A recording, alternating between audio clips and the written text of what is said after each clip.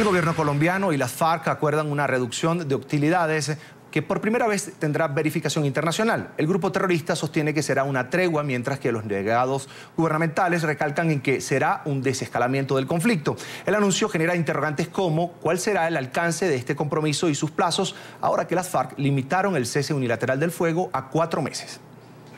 El gobierno de Colombia y el grupo terrorista de las FARC alcanzaron este domingo un acuerdo para desescalar el conflicto armado, conseguir avances en las negociaciones y llegar a un cese bilateral de hostilidades. El jefe negociador del gobierno colombiano había reconocido que las negociaciones están en su peor momento. Ahora, las partes dan un paso adelante para salvar los diálogos. Hemos comunicado conjuntamente que se tomarán medidas para desescalar el conflicto. Estos son compromisos inseparables, es decir, la agilización de las conversaciones y las medidas de desescalamiento que sean tomadas por el gobierno deben avanzar a la par. Desescalamiento, una palabra que no aparece en el diccionario, es la que hoy parece destrabar los diálogos. Y en el acuerdo conseguido hoy, tampoco parece tener un significado claro. Las partes acordaron que trabajarán en un proceso para rebajar las acciones en el conflicto y avanzar en el cese bilateral. Pero en el texto no aparecen tiempos definidos para que las fuerzas de seguridad colombianas detengan su accionar contra los criminales de las FARC, algo que el grupo ilegal sí delimitó. Los cabecillas negociadores habían anunciado esta semana que retomarían el cese unilateral el próximo 20 de julio hasta por un mes. Tras este acuerdo, este plazo se extendió 3 meses más.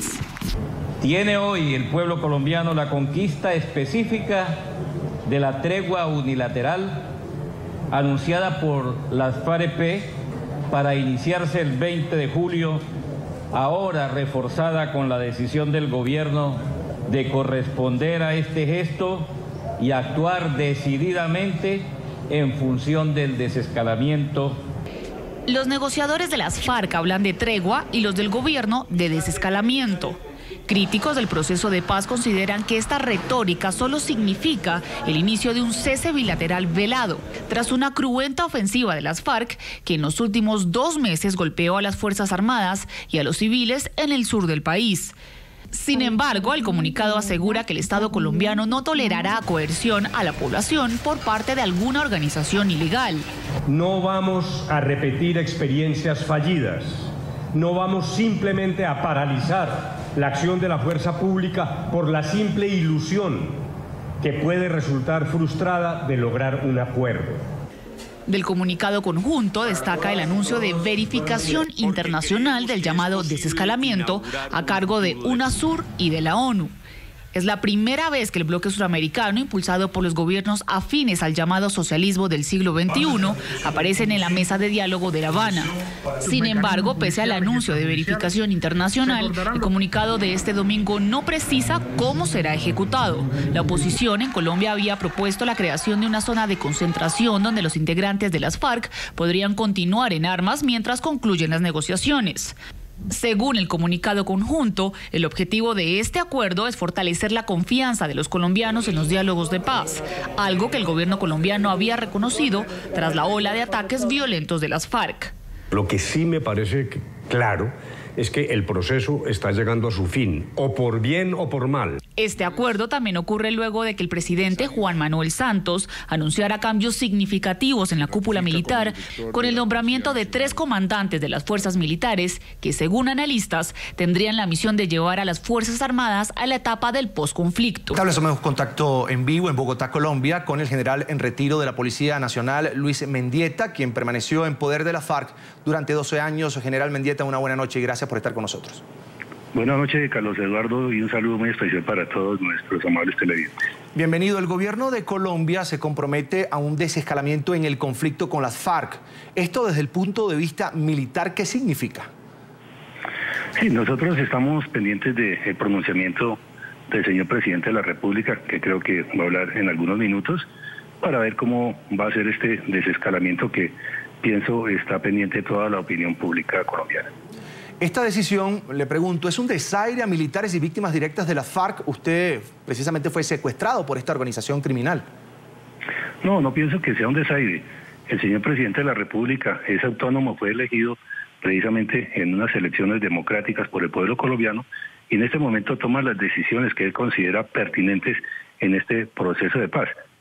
Los integrantes de la fuerza pública, por obvias razones, tienen que cumplir el mandato constitucional del señor presidente y por lo tanto estarán atentos a acatar cuáles son esas decisiones que se han tomado. Ya lo ha hecho muchísimas oportunidades. Recordemos que el mismo traslado de los guerrilleros hacia Cuba para este ciclo o estos ciclos de conversaciones que han demandado precisamente una cantidad de acciones, la fuerza pública ha contribuido precisamente para que ellos se movilicen en el país y salgan de Colombia con destino a Cuba.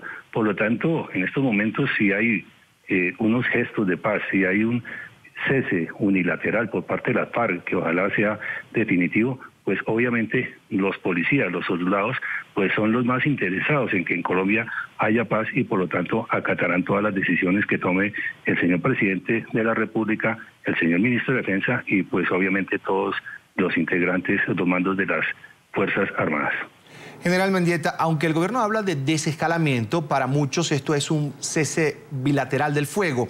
Y le pregunto, ¿a quién beneficiaría un cese bilateral del fuego?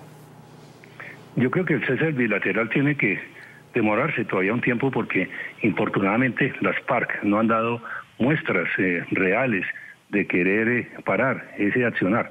Por lo tanto, recordemos que desde diciembre, cuando también declararon un cese unilateral, pues tuvieron un doble discurso porque ellos utilizan muy hábilmente la mentira. En ese tiempo, si bien es cierto, cesaron algunas acciones militares, también tenemos conocimiento de que siguieron con el reclutamiento de menores, siguieron con su accionar en todas estas acciones del narcotráfico, hubo secuestros, hubo extorsiones, hubo reclutamiento de menores y también la instalación de minas antipersonas y también muchas acciones escalonadas contra los integrantes de la fuerza pública. Yo creo que ese cese bilateral todavía demandará un tiempo y será evaluado por la opinión pública nacional a medida que se vayan presentando hechos reales de paz por parte de las FARC que siempre han demandado todos los colombianos, pero mientras sigan en ese accionar contra la población, contra la fuerza pública, contra la naturaleza, pues obviamente la opinión pública pues no creerá en ese cese unilateral. General, quiero que se quede con nosotros y lo invito a ver el siguiente material. El pasado 22 de mayo las FARC finalizaron el cese del fuego unilateral que habían prometido en la mesa de negociaciones de La Habana en enero de este año. Desde esta fecha, el grupo criminal ha incrementado sus ataques contra la fuerza pública y contra la infraestructura del país, además teniendo esto un amplio impacto contra la población civil. Una ola de ataques violentos que terminaron encontrando eco en La Habana con este acuerdo de hoy. Veamos. Ataques contra la fuerza pública. Antes de anunciar el fin del cese unilateral del fuego, la organización terrorista emboscó el pasado 15 de abril a una unidad del ejército colombiano en la población de Buenos Aires, Cauca, en el suroccidente del país, dejando como resultado 10 militares asesinados y 20 heridos. El miércoles 1 de julio, miembros de la columna Rigoberto Lozada del Frente 17 de las FARC mataron a 2 agentes de la policía en el departamento del Huila. 10 días después de este ataque resultaron muertos 3 agentes de policía y otros 2 heridos durante un ataque de los criminales contra una patrulla del ejército en el municipio de Timbío, Cauca. El más reciente ataque del grupo terrorista contra la fuerza pública colombiana se produjo en la madrugada de este domingo contra una estación de policía en Argelia, Cauca, en el que resultaron heridos 7 uniformados. Ataques contra la infraestructura. El pasado 8 de junio, el grupo criminal forzó a los conductores de 19 camiones a derramar 200.000 galones de crudo en el departamento de Putumayo, provocando un daño ambiental que, de acuerdo con el gobierno colombiano, tardaría al menos 15 años en superarse. El 15 de junio de 2015, los terroristas derribaron una torre eléctrica en el departamento del Caquetá, que dejó sin luz a al menos 470.000 personas. Un atentado ejecutado por las FARC el 24 de junio de 2015 contra un oleoducto en la población de Tumaco, Nariño, contaminó las fuentes hídricas de la zona, dejando sin agua a 150.000 habitantes del municipio. General Luis Mendieta, vuelvo con usted. Tomando en cuenta esta serie de acciones criminales cometidas por la FARC, ¿pudiera considerarse que presionaron con estas acciones terroristas este acuerdo de hoy?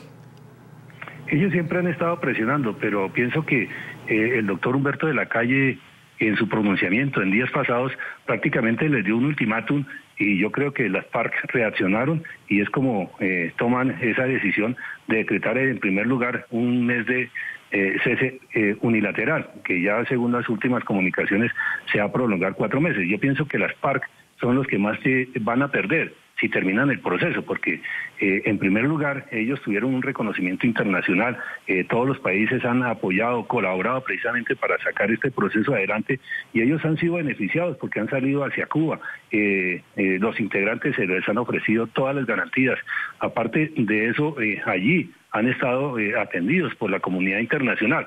Si en un momento dado se llega a terminar el proceso de paz, pues yo pienso que ellos son los que más van a perder.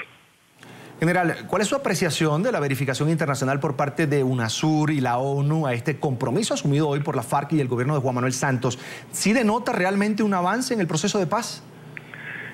A ese acuerdo, según tenemos entendido por el comunicado, llegaron los comisionados, los delegados del gobierno y de la FARC en Cuba. Esperamos precisamente cómo va a ser el trabajo que van a realizar los delegados tanto de UNASUR como de la ONU, pero ya también es un paso adelante en querer demostrar un poco más las FARC que sí quieren entrar en proceso, porque ellos son los que tienen la voz en este momento de decidir si ingresan de una manera verdadera, seria, en un proceso de paz, porque recordemos que en todos los procesos que se han realizado en años anteriores con otros gobiernos, pues ellos siempre han tenido ese doble discurso. Por un lado, con palabras expresan una cosa hacia el pueblo colombiano y la comunidad internacional, pero otra cosa lo hacen con sus acciones dentro del territorio colombiano en ese accionar violento y terrorista. Agradecemos a Luis Mendieta, general en retiro de la Policía Nacional de Colombia, quien permaneció en poder de la FARC durante 12 años, por estar con nosotros en el informativo de NTN 24. Buenas noches, general.